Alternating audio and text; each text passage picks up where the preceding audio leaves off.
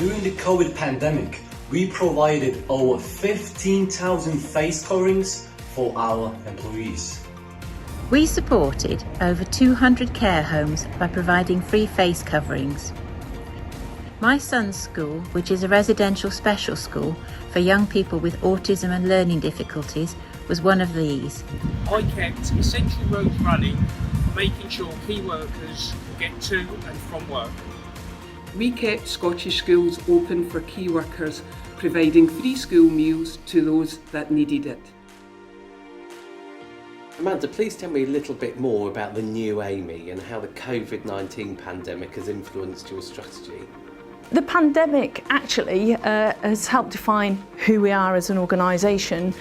When you think that about 2/3 of Amey, of our people, are actually out there working through the pandemic, delivering essential services to the front line, it gave confidence to the public and also to our clients in the fact that we could continue to deliver the service with minimal disruption.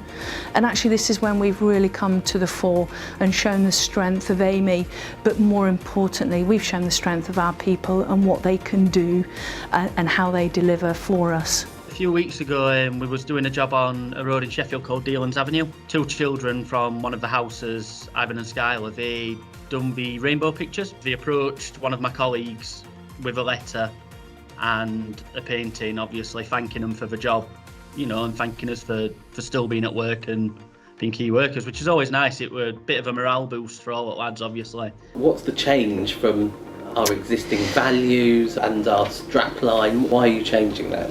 I think the biggest thing for me through this whole pandemic has been that as leaders we must not lose sight of the people who create the value in our business, and we do so at our peril.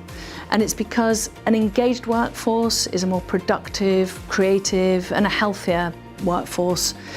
So that's where I've chosen to invest. I've chosen to invest in our people, and I've chosen to invest now. So it's been a natural progression really for me to move from creating better places to live, work and travel to being personal pride in our public service. And to be able to have that pride and to deliver that service, I've then launched the strategy Freedom to Perform.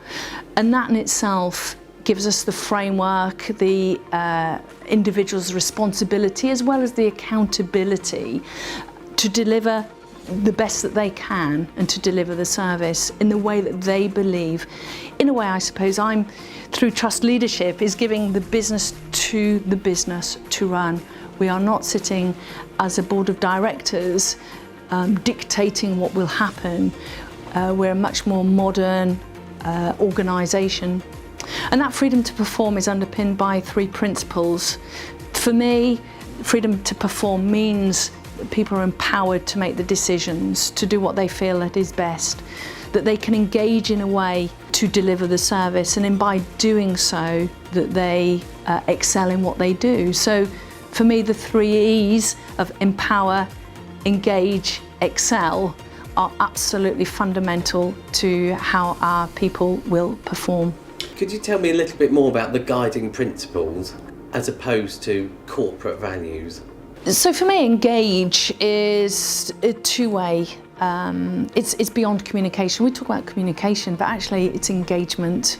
It's the next stage on. This is where not only is it spoken, listening, we deliver, receive. This is about then acting and doing something with that information. So for me, it's actively engaging with individuals, and that's at all levels within the organisation. Historically, everything has come very bureaucratic from the top down. What I'm wanting to do is open up the organisation, get the ideas through our springboard. We've got the directors hotline where people can voice their concerns, their opinions, or their ideas. We have Yammer so that people can post what they're feeling or questions, and that we can come back to them. This is what I want, a much more engaged, fluid organisation where people really do feel that they have a voice, and by having a voice that they're listened to, and that we actually respond to that, not just communicate but genuinely, truly do something with that information. Well, I'll let you into a secret. You are one of the winners. So congratulations. Yay! Oh, Yeah, wow. so congratulations. We were blown away. We thought it was a really good idea. I'm delighted. And I'm just so Good. happy I can contribute an idea that, is found to be worthy. What about empower? What does that mean to you? We spend a lot of money recruiting, training, developing individuals, and I've got 17,000 people in the organisation, so you can just understand the amount that we invest. And then by doing that, the empowerment is, therefore you've got great people, you're bringing them in for a reason. Don't then stifle them either in their thinking, their innovation, or the way they want to deliver a service. It's give them the responsibility, give them the accountability to do the best they can. And by virtue of that, of course, excel then comes as a result of that. Nobody comes to work to do a poor job. Everybody wants to do their best, feel that they're making a difference or that they're contributing in some way. I have been named as one of the top 50 women in engineering 2020 by the Women's Engineering Society. I've recently been shortlisted in the National Business Women's Award 2020 for reducing lost time injury by 80%, increasing employee engagement by 82%, and increasing the number of women in my team. And of course, this is about our clients and our service delivery and how we deliver to our clients. This is moving the focus away from always being internally focused to being an output, benefits-driven organisation. How can we deliver what our clients are looking for to our contracts in the best way possible? I genuinely believe we have great calibre people, and therefore I have a responsibility to let them perform in the way that they can deliver their best, because at the end of the day we're delivering for our clients. So this is a shift in strategy, focusing on trust leadership, putting people at the core. I've never actually said I'm proud of Amey, because for me that's a corporate, it's an inanimate organisation. What I'm proud of is the people who work for Amey, the work that they do. And so for me it's been quite a simple transition, and it just showed that moving to a much more modern, flexible, personal narrative as opposed to staying with a traditional corporate narrative, it can make a fundamental change in the way that people give of themselves. And I have to say I am proud of the people that work for Amey and the work that they do.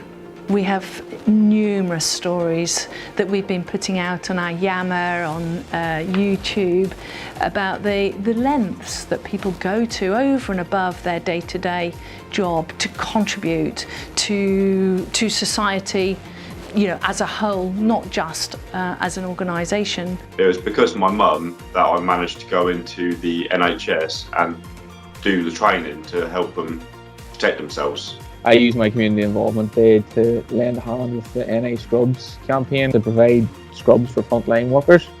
I think there's like 18,000 metres of fabric has went through our shed at the side of the house. So you're moving away from what we do as an organisation, the services that we deliver, and becoming known more for the culture that you're trying to create.